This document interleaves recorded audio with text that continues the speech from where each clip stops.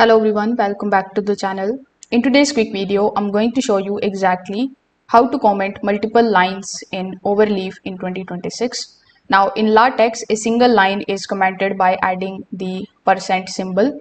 So as you can see, I'm currently in my file. So here if I want to add the single line comment, I'm just going to type percentage and then I'm just going to type the text over here, and anything after percentage on that line will be ignored during compilation.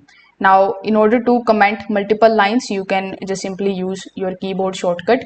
So for faster editing in Overleaf, you can just simply highlight the line that you want to comment. Then you can just simply use control plus backslash.